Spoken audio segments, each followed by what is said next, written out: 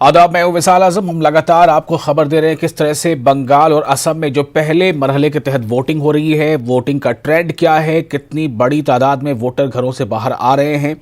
जो फीसद हमारे तक पहुंचा है उसके मुताबिक जो जोश और वलवला दिखा जाना चाहिए था, काफ़ी पुरजोश हैं बंगाल के भी वोटर और असम के भी वोटर। चूंकि जो आदाद शुमार पहुंचे वो 2 बजे तक 45.24% पोलिंग हुई है, ये असम की है। 2 बजे तक 45.24%। इसका मतलब है कि लोग जो है वोट देने में पीछे नहीं हैं। और मगरबी बंगाल में 2 बजे तक 54.90% वोटिंग हुई है। तो इससे ये अंदाज़ा लगाया जा सकता है कि इलेक्शन में जो वोटिंग को लेकर वहाँ के जो अवाम हैं वो बहुत ज़्यादा मुतहरिक हैं। 54.9% का मतलब है कि ये 55% वोटिंग है 2 बजे तक।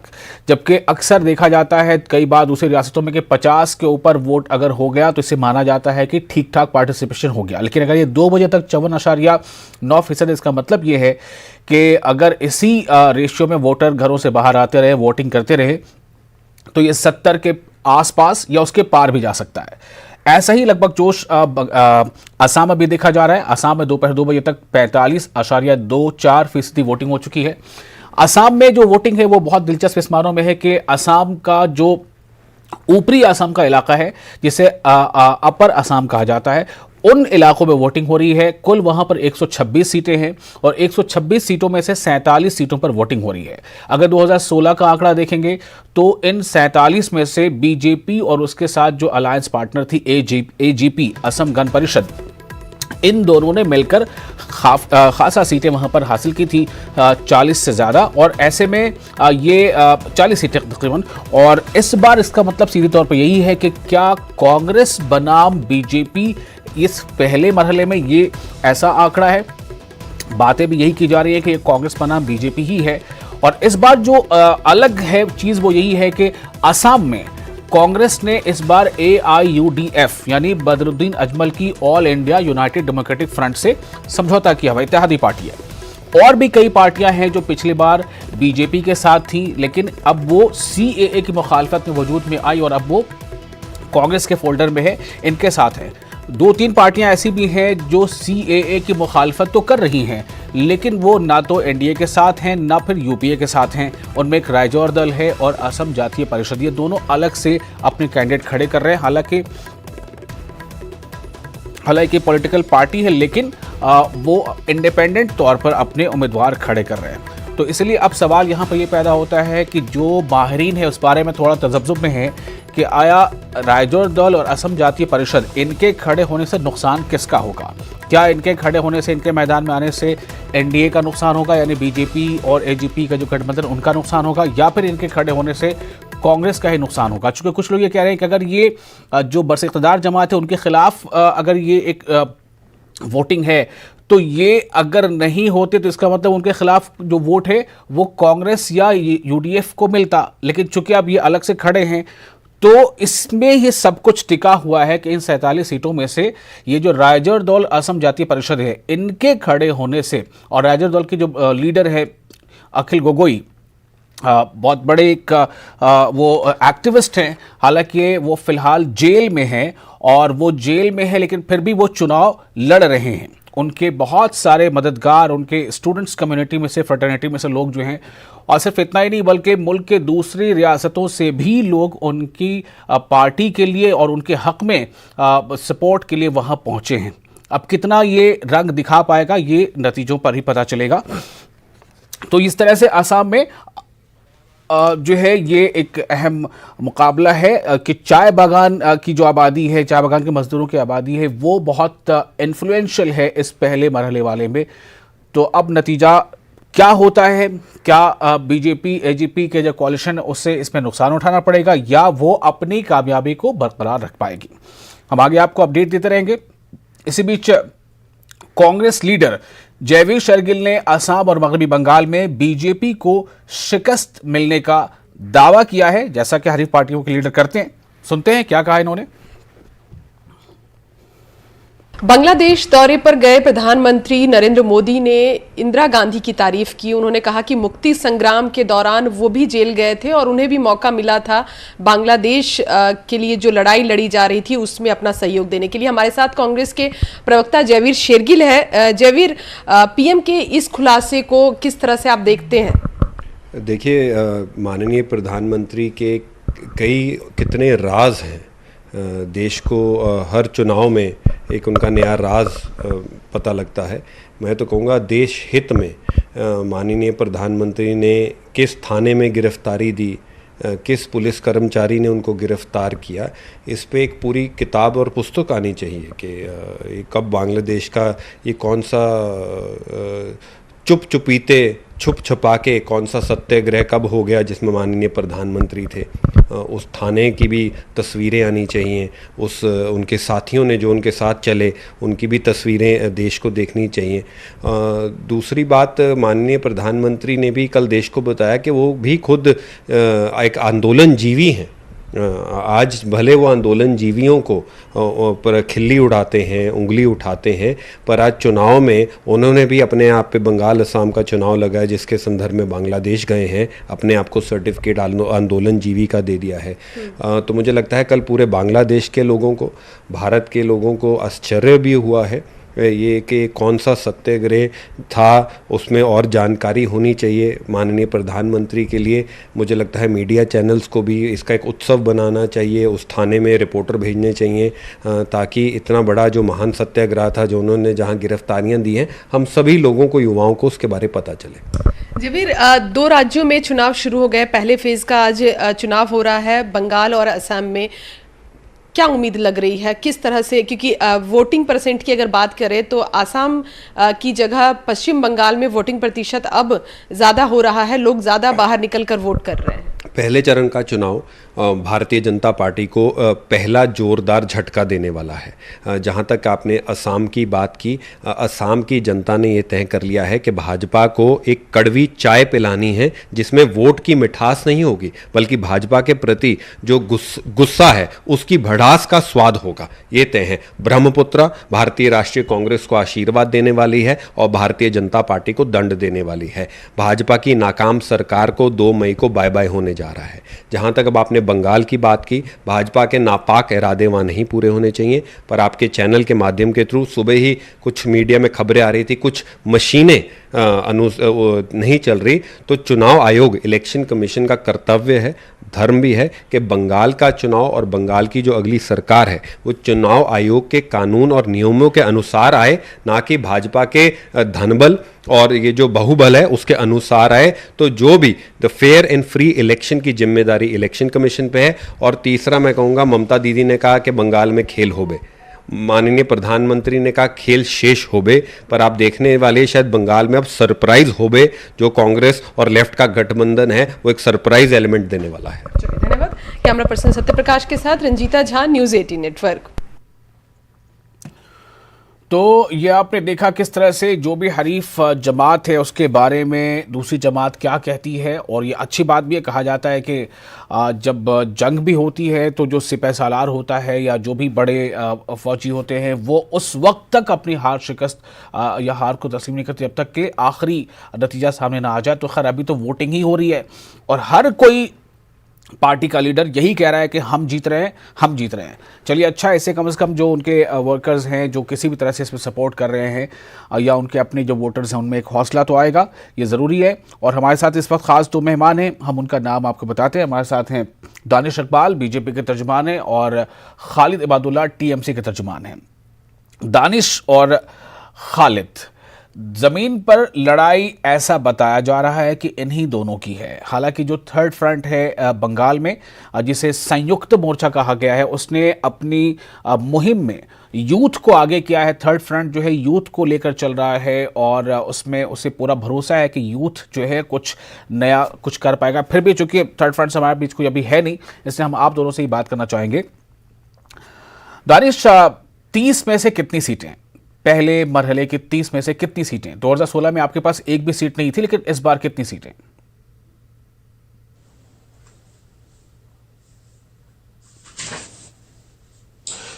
और देखिए, जिस तरह से पश्चिम बंगाल की जनता में जो उत्साह है परिवर्तन को लेकर के वहां, उससे ये जाहिर होता है जिस प्रकार से वोटिंग हो रही है, 1:45 बजे तक जो है 54 से 55% तक मतदान हो चुके हैं और अभी 5 से 6 बजे तक मतदान होने हैं। मुझे लगता है कि 70% से ज्यादा मतदान होंगे और ये जो मतदान जिस बड़ी संख्या में लोग बाहर निकल करके आ रहे हैं और कर रहे हैं, इससे साफ जाहिर होता है कि जो एक गुस्सा था वहां की सरकार के खिलाफ, जो मुख्यमंत्री ममता दीदी के खिलाफ जिस प्रकार से जो आकांक्षा, जो विश्वास जनता ने उन पर ममता दीदी पे दिखाया था, उस पे वो खड़ी नहीं उतरी हैं। तो उसका गुस्सा आज जनता को मौका मिला है कि 5 साल के बाद वो वक्त आया है कि जनता उससे बराबर का हिसाब ले, उनसे बदला ले।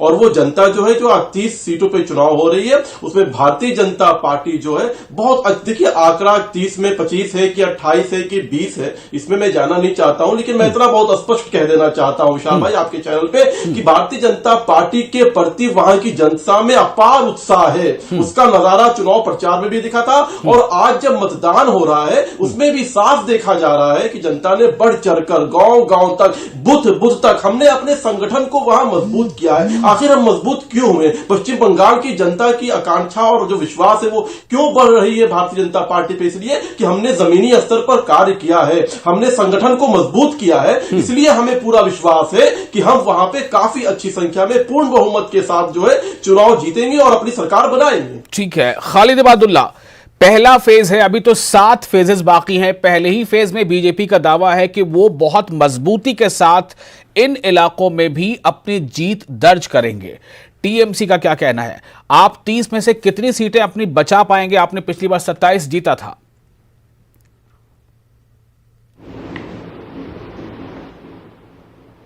बिल्कुल, मेरे पहले वक्ता जो कहे बहुत अच्छी बात कहे कि उत्साह है।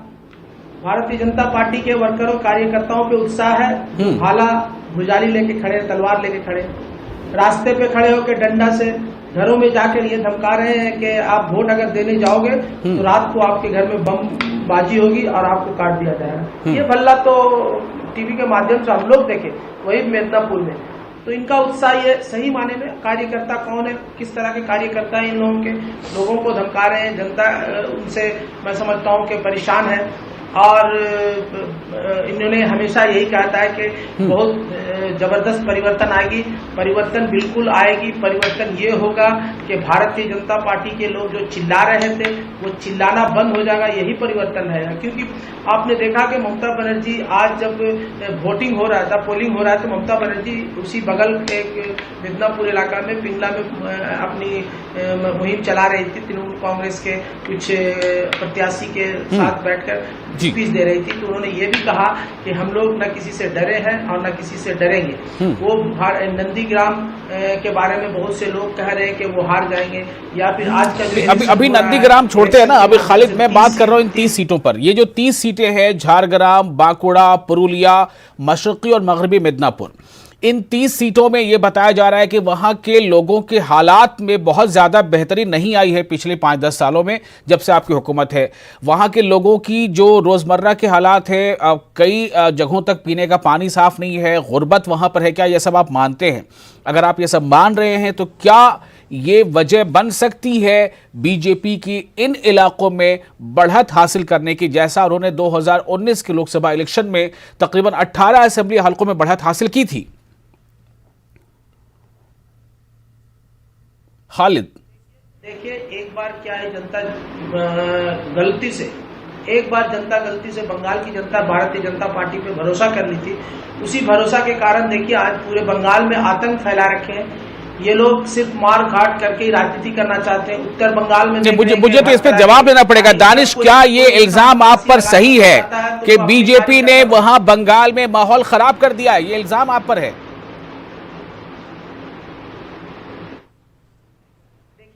देखिए, आज जब प्रथम चरण के चुनाव पश्चिम बंगाल में 30 सीटों पे शुरू हुए तो प्रथम चरण के प्रथम पहला जो घंटा था, उसी घंटों में जो है टीएमसी के लोगों ने आरोप लगाना शुरू कर दिया कि ईवीएम में जो है धांधली हो रही है, ईवीएम में परेशानियां हैं। ईवीएम को लेकर के इन्होंने सवाल खड़ा करना शुरू कर दिया और उसके बाद इन लोग जो है निर्वाचन आयोग के पास भी गए। देखिए, ये हताशा, ये निराशा जो है साफ जाहिर करता है कि इनको चुनाव में होने वाला जो हार है वो साफ मालूम चल गया है। वो डर दिख रहा है कि चुनाव में वो हार रहे हैं, तो इस प्रकार से बेबुनियाद और बिना तर्क के बातें ये कर रहे हैं। क्या और जहां तक सवाल है हिंसा का इस चुनाव के अंदर, विशाल भाई देखिए, जब तर्क समाप्त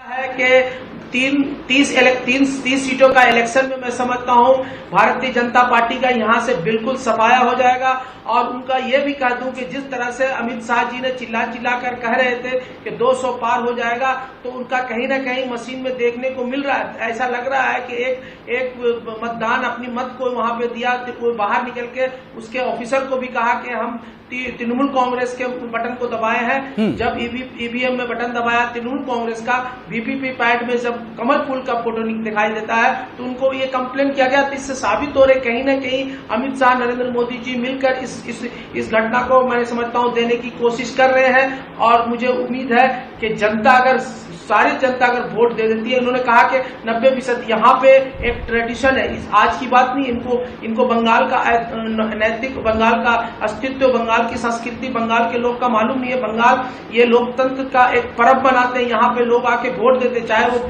हिंदुस्तान के कोने कोने से भी रहते हैं या इंटरनेशनल में कहीं रहते हैं। वोट के समय में बंगाल में आके, कलकत्ता में आके अपना वोट, अपना मत मतदान के जगह में जाके देते हैं। और वो मत इसलिए देते हैं कि वो हक है उनका, इतना मत पड़ रहा है, ये नहीं है कि एक तरफ तो टीएमसी को यह शिकायत है कि कहीं ना कहीं ईवीएम में कुछ सेटिंग है, ये टीएमसी की शिकायत है। ये टीएमसी के लीडर इस वक्त हमारे साथ पैनल में मौजूद है डिस्कशन में, वो ये शिकायत कर रहे हैं कि ईवीएम में गड़बड़ी है, ईवीएम में सेटिंग है।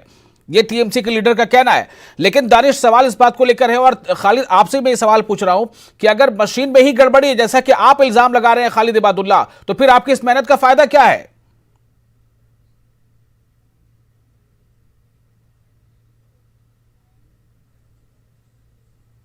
कि इन लोगों का कारसाजी जरूर किया हुआ है, लेकिन फिर भी उसके बावजूद भी कह रहा हूं कि मैं कितना मशीन में कारसाजी करें, कोई फायदा नहीं देगा। जनता जब ज्यादा से ज्यादा वोट देगी, हो सकता है 5-10% के वोट को इन लोग अपने तरफ टानेंगे, इतना ज्यादा वोट देने वाली है जनता तृणमूल कांग्रेस के फेवर में कि वो भी असर नहीं पड़ेगा। लेकिन फिर मैं यहाँ पे कर रहा हूँ, ये आशंका लगाई जा रही है। क्यों लगाई जा रही है? इससे पहले भी केजरीवाल के समय में देखा होगा, भारत के पूरे गृह मंत्री अमित शाह जी, उनके पूरे टीम, भारत केंद्र सरकार की पूरे टीम, 10 मुख्यमंत्री केजरीवाल के पीछे लग गए थे। उसके बावजूद भी उनको 7 सीट मुंह के बल पे गिरना पड़ा। आज प्रधानमंत्री बंगाल में पूरे देश के कार्यों को छोड़कर बांग्लादेश, आज वोट बंगाल में हो रहा है, बांग्लादेश जाके वोट मांग रहे हैं। इनका तो मैं समझ नहीं आता है। ये कहीं एक बचाव का रास्ता तो आप नहीं ढूंढ रहे खालिद? मैं आपसे जवाब लूंगा इस पर, अभी पहला ही फेज है, शुरुआती घंटों में यह शिकायत। दानिश, मेरा आपसे भी सवाल है, सवाल इस बात को लेकर है कि अगर कोई शिकायत इस तरह की आती है तो इसको ऐसा क्यों समझ लिया जाता है कि चूंकि ये हताश हो रहे हैं इसलिए शिकायत हो रही है? क्या इससे पहले कभी आपकी पार्टी ने ऐसी शिकायत नहीं की है? क्या इससे पहले कभी आपकी पार्टी ने इलेक्शन कमीशन में जाकर रुजू नहीं किया, उनके पास अपनी शिकायतें नहीं रखी, अपनी आशंकाओं का नहीं रखा है? बात यहां पर मुद्दे के छोड़कर हम या तो इधर या उधर पे क्यों चले जाते हैं? क्योंकि इस देश के अंदर विपक्ष का एक फैशन बन गया है। विपक्ष ने एक मजाक बना दिया है और जनता भी इस मजाक से भली भांति परिचित है कि जब उनको लगता है कि वो चुनाव हार रहे हैं या उनको लगता है कि वो चुनाव हार जाएंगे, तो वो ईवीएम का मुद्दा उठा देते हैं और वो कहते हैं कि ईवीएम में भारतीय जनता पार्टी जो है धांधली कर रही है, उसमें जालसाजी कर रही है, उसमें छेड़छाड़ कर रही है। लेकिन जब नतीजे आते हैं तो फिर उनके पास खुद जवाब नहीं होता है। जहां हम जीतते हैं, नहीं प्लीज पहले बात पूरी होने दीजिए, ऐसे नहीं, ऐसे नहीं, पहले बात पूरी होने दीजिए। देखिए, ऐसे ऐसे अच्छा नहीं रहता है बाद में बीच बीच में बोलना। देखिए, तो जब जो है भारतीय जनता पार्टी जीत जाती है तो वो कहते हैं जी ये चुनाव में धांधली की गई ईवीएम के द्वारा जो है। उसके बाद दिल्ली का चुनाव आपको याद होगा, दिल्ली चुनाव के समय भी विपक्ष के नेता आम आदमी पार्टी और सारी पार्टियां कहती थी कि जो है ईवीएम का जो है इसमें खेल करेंगे, ईवीएम के साथ परेशानियां आए, ईवीएम के साथ धांधली करेंगे। जब चुनाव के नतीजे आए, जनता ने जब आम आदमी पार्टी को जो है वहां पे चुनाव जिताया तो फिर उनके पास जवाब नहीं था। तो देखिए, इस तरह के बहाने करना अब जनता भी भली भांति परिचित है कि ये मजाक बना रखा है इन लोगों ने ईवीएम का। ईवीएम पूरी तरह से ऑथेंटिक है और ईवीएम पे पूरे देश के लोगों को विश्वास है। देखिए, ईवीएम ना कहीं कोई टेक्निकल प्रॉब्लम्स हो सकता है कुछ दिनों, कुछ देर के लिए, कुछ मिनटों के लिए, वो इक्विपमेंट है उसमें ठीक हो जाता है। खालिद कुछ कह रहे हैं, खालिद बोलिए। ये कहना कि धांधली हो रही है, चुनाव बदल दिया जाता है, ये बिल्कुल सरासर गलत पूरे है। केंद्र के लोग यहाँ पे उतार दिए। केंद्र सरकार चलाने का इनको दिया गया है, नरेंद्र मोदी जी को, अमित शाह जी को, केंद्र सरकार को केंद्र के गड्ढे में डालते हुए बंगाल में चले आए। उन्होंने कहता है कि नेतृत्व नरेंद्र मोदी जी के एक बार आप दे दो बंगाल को। आप क्या चाहते हैं कि प्रधानमंत्री भी रहे और मुख्यमंत्री भी रहे? मुझे अच्छा लगेगा कि वो मुख्यमंत्री यहाँ रहे और वहां प्राइम मिनिस्टर छोड़ गए, लेकिन इनको ये भी सोचने की जरूरत है, एक मैन दो पोस्ट नहीं हो सकता। आप यहाँ कहते हैं कि आप नरेंद्र मोदी को एक बार नरेंद्र मोदी के नेतृत्व में आपने दे, आप नरेंद्र मोदी बंगाल के मतुआ समाज को यहाँ पे नहीं समझा सके तो आप चले गए बांग्लादेश के मतुआ समाज को ये कह रहे हैं कि वहां वोट दिलाओ मुझे। तो इनका कहीं ना कहीं लगता है कि ये पागलों की तरह इधर उधर घूम रहे बंगाल को दखल करने के लिए, और बंगाल की जनता इनको नकार रही है। बंगाल की जनता हमेशा ये बोल रही है कि आप लोग जो काम किए हैं, आप महंगाई बढ़ाए हैं, आपने कहा था कि इतना इतना मैं वादा किया था 2 करोड़ की नौकरियों की, गरीबी की, महंगाई की, जो विकास की बातें की थी, कहाँ गया? मैं तो विकास के नाम पे एक आदमी को ढूंढ रहा हूँ, वो कहाँ गया? नरेंद्र मोदी का विकास, लड़का या लड़की हो, कहाँ गया? वो विकास को मैं ढूंढ रहा हूँ। ये नरेंद्र मोदी की विकास तो मैं। जी बोलिए दानिश। देखिए, राजनीतिक दल का क्या उद्देश्य होता है उसकी समझ इनको देखिए, राजनीतिक दल का क्या उद्देश्य होता है उसकी समझ इनको नहीं है। राजनीतिक भाषा की क्या मर्यादा होती है उसकी भी समझ इनको नहीं है।